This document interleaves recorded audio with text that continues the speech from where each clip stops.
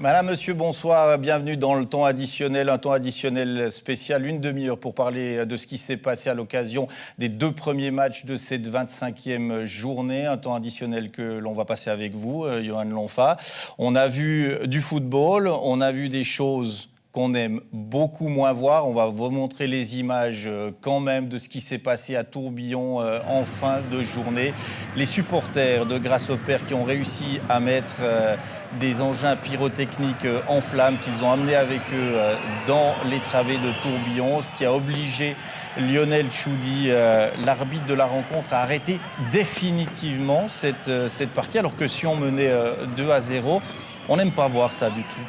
Bien sûr qu'on n'aime pas voir ce genre de choses. C'est aussi à se poser des questions quant au mode de contrôle, hein, parce que le match a été arrêté par 3 fois.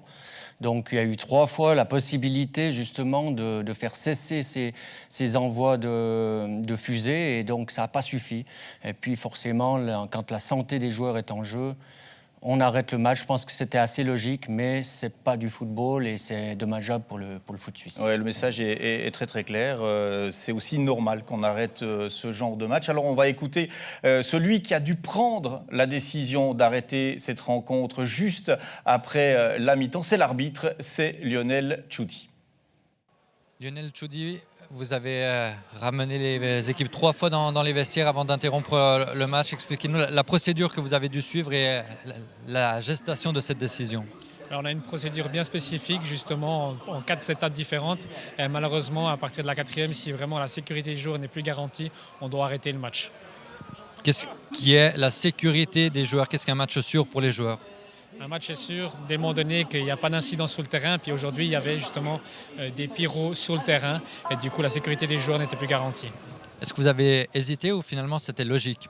Non, c'était pour moi clair que dès le moment donné qu'on rentre pour la dernière fois dans les vestiaires, que nous allons arrêter le match.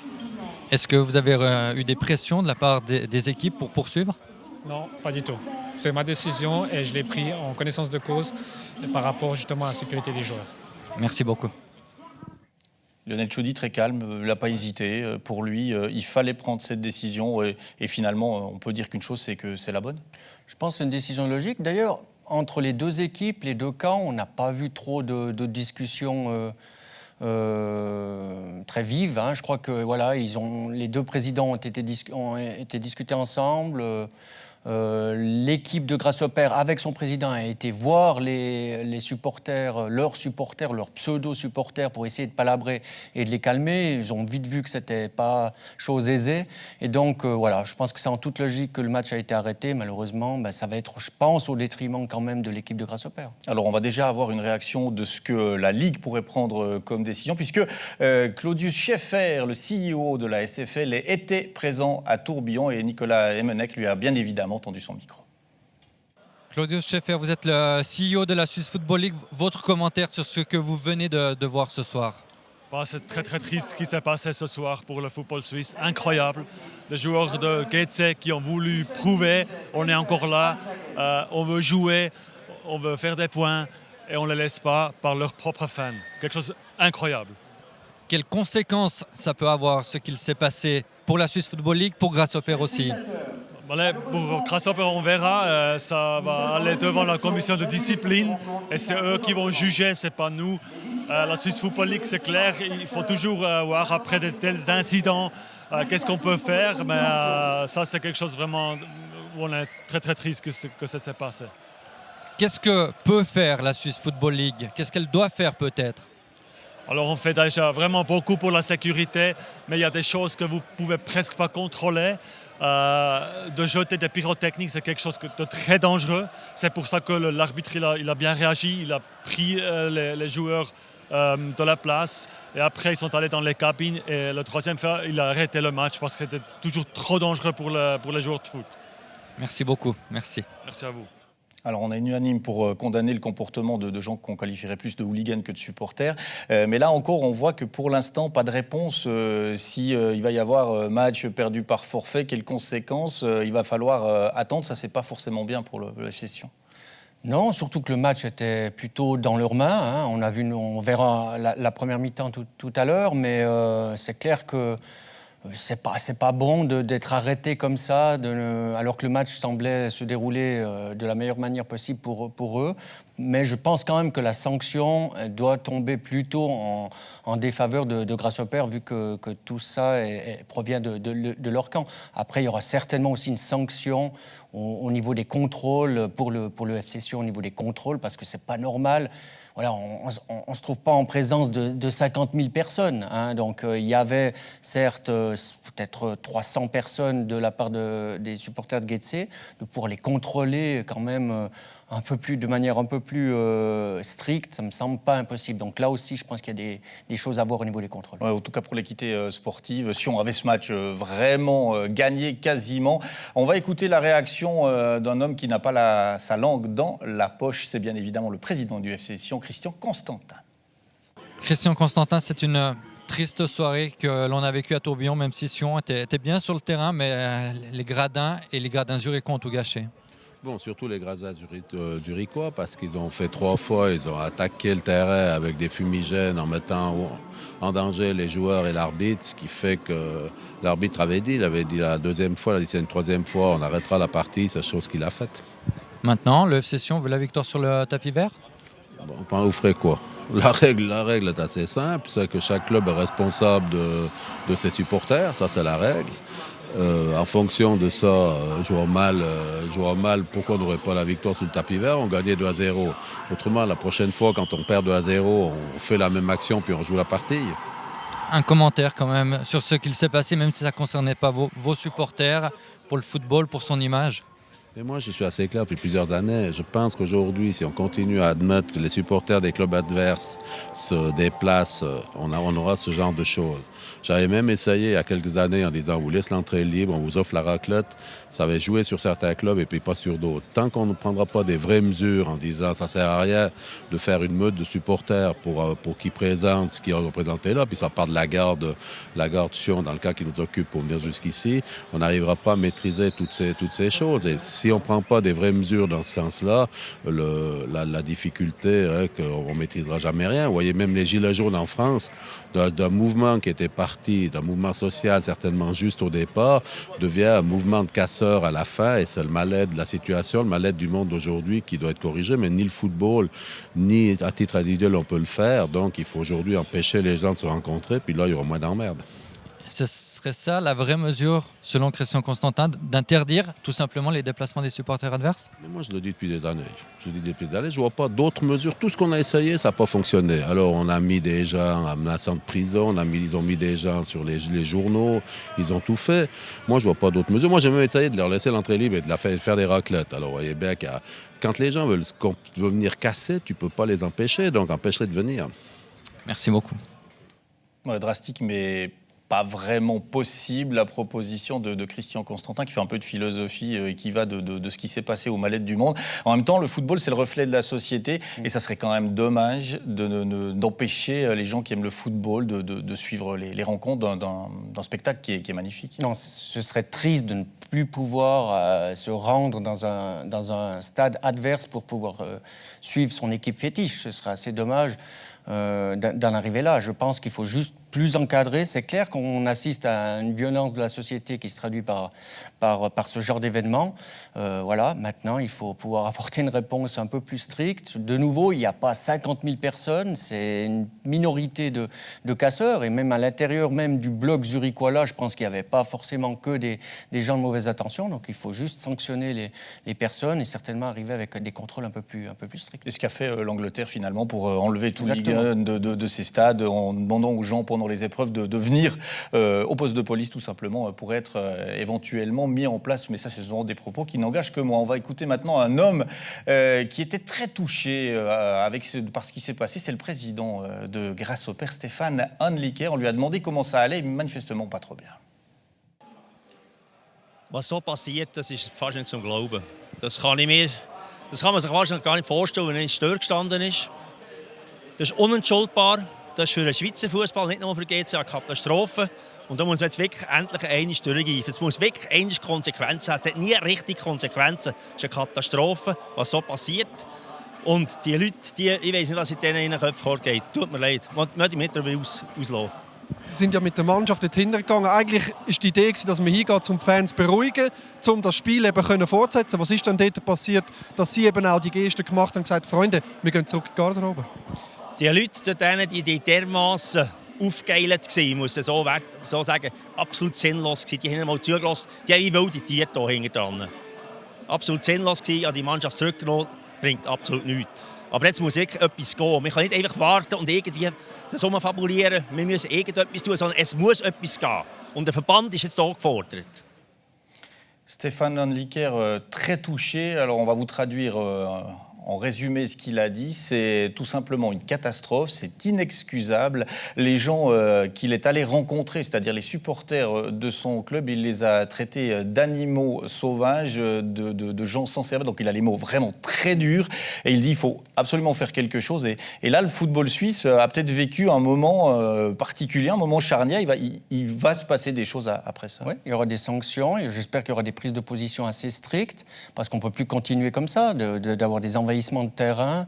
C'est l'image du foot suisse. Voilà, derrière, il y a des sponsors, il y a des gens qui s'investissent dans le sport. Quelle image on véhicule? Quel est le sponsor qui va être intéressé aujourd'hui à mettre son nom derrière un maillot alors que le spectacle proposé est affligeant? Donc non, c'est vraiment à tous les étages néfaste. Mais de nouveau, une minorité qui fait payer cette image négative à tout le monde et à un sport qu'on adore. Ouais, c'est d'autant plus dommage que ce qui était proposé sur le terrain. On va revoir les 2 buts du FC Sion que le FC Sion a marqué en première période. Ce qui était proposé sur le terrain était intéressant. Il y avait du mouvement, il y avait du pressing de la part de Sion avec un Robert Uldrikis qui avait retrouvé le terrain et qui profite là d'un bon travail préparatoire de Leniani à la 20e pour marquer le 1-0. On se dit que Sion est sur orbite, tout part des pieds de Pashtim Kazami, avec Uldrikis qui a été très bon.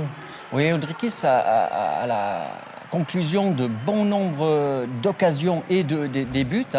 Donc il était dans tous les bons coups. Là, il va prolonger de la tête ce ballon pour Leniani et Kazami va profiter aussi de l'apathie des joueurs zurichois.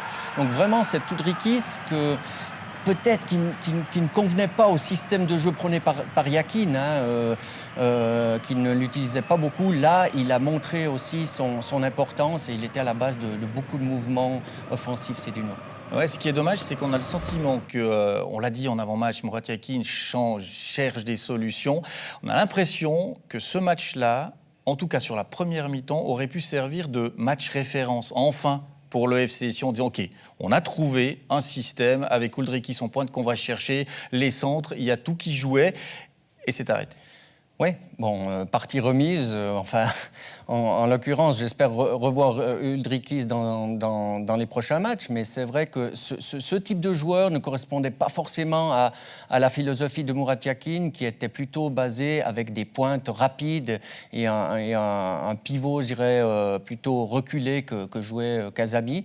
Donc là, de mettre vraiment un vrai numéro 9, point d'ancrage, et à la réception des centres qui sont venus et qui étaient nombreux sur cette première mi-temps, c'était un nouveau visage du FC Sion, contre un faible Getse, certes, mais enfin, on a passé une première mi-temps plutôt agréable du côté de Tourbillon. Oui, on nous a privé un petit peu de dessert, effectivement. On va vous montrer des buts, des actions, du football, puisque l'autre match entre Saint-Gall et Lugano est lui allé à son terme, fort heureusement, avec des spectateurs bien plus disciplinés. On va rentrer dans cette partie, la 7e minute, avec une première action, un ballon qui revient un peu chanceusement à Guerne, mais là, Stojanovic, préféré à Lopar, dans les buts saint-gallois, peut intervenir. On voit que c'est le défenseur saint-gallois qui remet le ballon à Guerne. Guerne qu'on va retrouver au quart d'heure. Là, il va combiner superbement bien avec Carlinos, la talonnade de Carlinos Junior et puis le travail de Guerne superbe.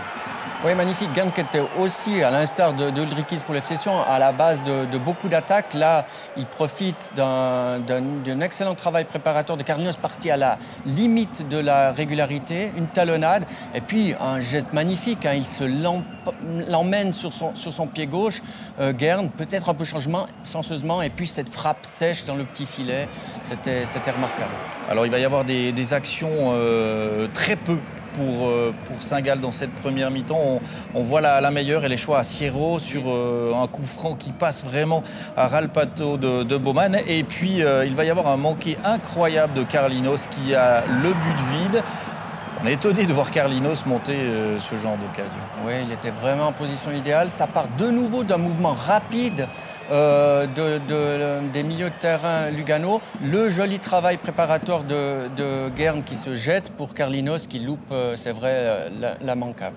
Et puis Lugano qui va trouver la faille une seconde fois en tout début de seconde période avec ce centre de l'Avanchy, la remise de Guerd, encore lui, et puis Sabatini qui là ne se fait pas prier pour mettre le ballon au fond des buts saint-gallois. C'est limpide, c'était un match ouvert, il y avait du mouvement et on voit que la position luganaise là de tous les Luganais est totalement correcte avec cette belle remise de Guerd encore lui. Oui, vraiment une erreur de position de l'arrière-garde saint-galloise sur ce mouvement. Un joli mouvement de triangulation de Lugano par ailleurs, mais enfin, Saint-Gall n'y était pas dans la première mi-temps et en début de deuxième. Il va réagir certes, mais de manière trop tardive. Ouais, il va y avoir tout de même ce poteau de Sierro très remuant, encore lui, on l'a vu en première mi-temps, on le revoit en seconde période, il a un petit peu ajusté la mire, mais là c'est le poteau qui vient au secours de Baumann qui va pouvoir fêter un nouveau blanchissage grâce à cet arrêt-là, 74e, c'est la dernière grosse action, je de Widmer, qui est déviée par le portier de Lugano. Victoire méritée pour les Tessinois, des Tessinois qui reviennent à hauteur de Zurich. Oui, Tessinois qui, lors de l'automne, était un petit peu moribond. Hein. Même Fabio Celestini, à la reprise de l'équipe, n'avait pas trouvé la bonne formule, peinait à faire des points. Or là, depuis quelque temps, des matchs accrochés face aux leaders. Hein, ils ont perdu qu'à la 94e minute contre IB. Ils font match nul contre Bâle. Et puis à l'extérieur, cette équipe commence à appliquer les consignes de Celestini, à savoir un jeu défensif bien posé et puis des contres assez rapides comme on l'a vu cet après-midi. Des contres qui ont fait mal à Saint-Gall. Parole aux perdants. On va écouter la réaction d'Axel Bakayoko. Axel, c'est une nouvelle défaite pour vous après celle de Lucerne sans marquer le but. Ça vous inquiète un petit peu ? Non, ça ne nous inquiète pas, mais on sait que c'est très difficile de faire 2 matchs sans marquer. Maintenant, on sait qu'il va falloir travailler dur et redoubler d'efforts pour marquer un peu plus. Il vous a manqué un peu de justesse technique aujourd'hui. Vous avez essayé, on ne peut pas vous reprocher de ne pas avoir essayé, mais ça manquait un peu de justesse technique. Hein. Ouais, on a essayé, mais bon, même dans les duels, je pense qu'on n'a pas été présent. On a été prévenu que Lugano, c'était une équipe très costaud, on va dire. Mais bon, c'est pas grave, c'est qu'un match, on regarde de l'avant et on va se mettre au boulot pour travailler dur. Merci Axel et bonne suite. Merci à vous. Bakayoko a assez abattu. J'imagine que la mine de l'entraîneur de Lugano, Fabio Celestini, est-elle beaucoup plus réjouie. Fabio, c'est une vraie victoire, je dirais, de groupe, d'équipe. Il fallait être solide, notamment lorsque Saint-Gall a attaqué, a mis de la pression. Oui, on savait que ça allait être une équipe qui allait nous presser de la première à la dernière minute. Mais on savait aussi qu'il y avait des possibilités de les faire mal. Et c'était, comme je l'ai dit avant le match, ou tout ou rien. Et on a eu cette force d'équipe, cette volonté de toujours essayer de jouer quand même. Et je crois que l'équipe en première mi-temps elle a vraiment bien joué. Et on a eu pas mal d'occasions de but. On a même loupé quasiment à but vide, pour ne pas dire à but vide. Donc je pense que le résultat à la mi-temps était vraiment juste parce que Saint-Gall ne nous a pas inquiétés. Après, on a mis le 2-0 et c'est sûr qu'après Saint-Gall a dû se ruer à l'attaque. Et donc on a souffert un tout petit peu à la fin, mais je crois que tout compte fait, il y a très peu d'occasions de but pour eux. Et nous, on a eu encore quelques contres intéressants. Donc vraiment un match complet de nouveau. Oui, ça montre que votre équipe elle est solide sur le plan défensif. Je crois sur les 4 derniers matchs, il y a 3 blanchissages. Ça, c'est une grande force actuellement de votre équipe. Oui, mais il y a surtout beaucoup d'erreurs en moins. Pour avoir vu tous les buts qu'on a reçus depuis que je suis arrivé, la plupart c'était vraiment de grosses erreurs individuelles et il n'y avait pas de coéquipier pour pouvoir les récupérer non plus. Donc je crois que c'est vraiment une victoire d'un esprit d'équipe qui aujourd'hui commence à se former, qu'ils ont tous envie de se battre les uns pour les autres et quand il y a aussi des petites erreurs, il y a toujours un joueur blanc ou noir qui arrive à toucher le ballon, à la dévier avec le gardien. Et après, devant, tout le monde sait, tout le monde défend, les attaquants les premiers. Maintenant, même les défenseurs essayent de sortir les ballons proprement. Donc, je crois que c'est au-delà du blanchissage, je crois que c'est vraiment un travail d'équipe du début à la fin. Merci Fabio et bonne suite. Merci. Lugano qui revient donc sur Zurich. Zurich, Johan, c'est l'adversaire de Neuchâtel Xamax demain. Alors, un club zurichois aujourd'hui a fait interrompre un match. On espère que ça va bien se passer du côté du Letzigrund demain. Comment vous voyez ce match pour Neuchâtel Xamax qui est plutôt sur une pente ascendante? Exactement. Je dirais l'état d'esprit, en tout cas, de l'équipe de Neuchâtel doit pas être au beau fixe, mais pas loin. Je pense qu'ils viennent de faire 5 bonnes performances. C'est clair, 2 défaites là-dedans, mais enfin, les matchs importants, ils les ont gagnés. Le dernier match était vraiment très, très appliqué. J'ai trouvé un Neuchâtel impliqué, conscient de défendre vraiment bec et ongle, enfin, ne plus répéter les erreurs qu'ils commettaient trop souvent en première partie de saison. Et puis, l'arrivée de Sérédier en tant que leader du milieu de terrain, leader de vestiaire aussi, et de Pululu en attaque qui amène un peu son grain de folie et sa vitesse. Pour l'instant, c'est un cocktail qui réussit aux Neuchâtelois. Et puis, on le voit au classement. Ils ont laissé la dernière place à Grasshopper et puis ils peuvent commencer à voir plus haut. Ouais, de son côté, Zurich stagne un petit peu. Sérédier sera suspendu demain, il ne jouera pas. Par contre, il y a un renfort qui va jouer du côté de Zurich. C'est le Français Sertic, Grégory Sertic, qui a été prêté jusqu'à la fin de la saison par l'Olympique de Marseille pour reprendre confiance suite à une blessure. Rencontre avec ce joueur qui se veut et qui se peut décisif. Arrivé à Marseille il y a 2 ans, Grégory Sertic ne s'attendait pas à vivre un tel cauchemar. Les premiers temps ont été très bien. J'ai joué, on a été performants, on s'est qualifié pour la Ligue Europa alors qu'en janvier, avant l'arrivée de certains joueurs, on était mal classés. Donc c'était bien les 6 premiers mois et ensuite c'est là où il y a eu la blessure, l'opération. Donc première blessure assez mal soignée, j'ai dû me faire réopérer 2 fois de suite. Donc ça a été très compliqué. Au lieu de 3 mois, ça a été presque 6 à 9 mois. Je pensais pas que ça allait durer aussi longtemps, donc moralement ça a été dur.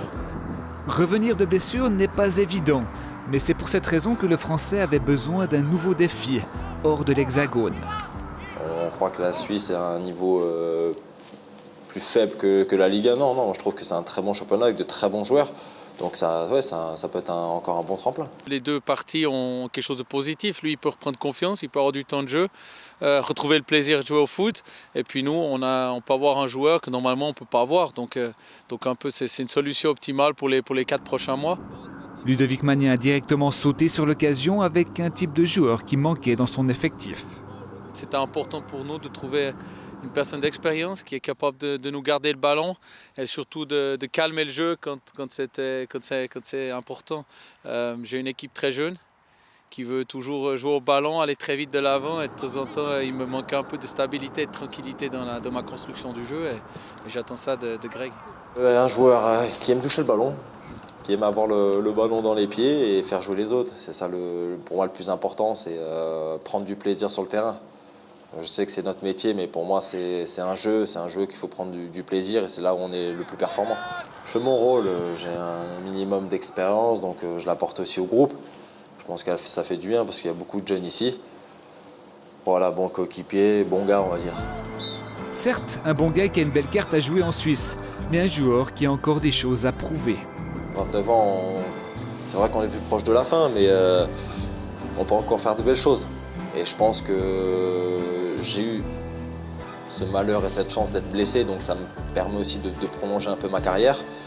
Et voilà, je me sens bien physiquement, mon corps il est bien, donc pourquoi pas continuer le plus longtemps possible. Le football c'est tellement beau qu'il ne faut pas s'arrêter.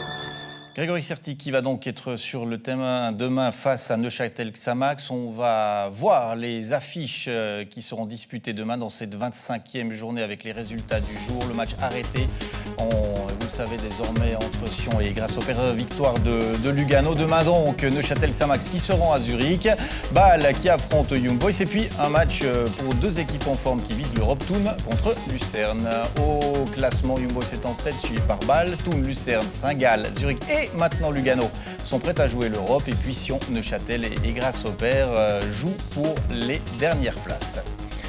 On va parler un tout petit peu de BRAC Challenge League avec les équipes romandes qui ont joué aujourd'hui. On va découvrir les résultats finaux. Servette et Lausanne ont gagné. Servette à Rapperswil, mais dans les toutes dernières minutes de jeu, 91e, 94e.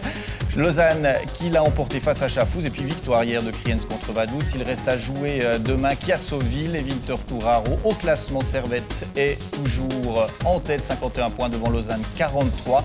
Suivent Winterthur et Ville en queue de classement, Chafouz, Rapperswil et Kiasso. Johan, 91e, 94e, Chagas et Vutriche qui marquent pour Servette qui était mené jusque dans les arrêts de jeu. Servette, c'est un peu le Young Boys de la BRAC Challenge League. Oui, ils ont la baraka du leader, comme on dit, tout tourne en leur faveur. On voit que l'écart se creuse au classement. Mais de voir deux romans en tête de cette BRAC Challenge League, c'est aussi très réjouissant. On va voir ces buts demain dans l'heure de jeu après les matchs de Super League. Donc soyez des nôtres demain soir pour l'heure de jeu. Encore un coup d'œil sur ce qui vous attend au niveau sportif sur Téléclub ce week-end avec PSV Eindhoven qui va jouer demain, de même que la Juventus de Turin, l'Ajax, le choc bien sûr entre Neuchâtel et Zurich à Zurich, et puis les deux équipes de Milan qui vont s'affronter avec également du tennis et une nouvelle finale pour Roger Federer. Voilà, on arrive au terme de cette émission. Merci Johan d'avoir été des nôtres. On se retrouve demain pour la suite.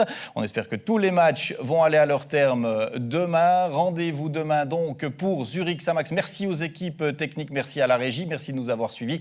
Excellente soirée, à demain, au revoir.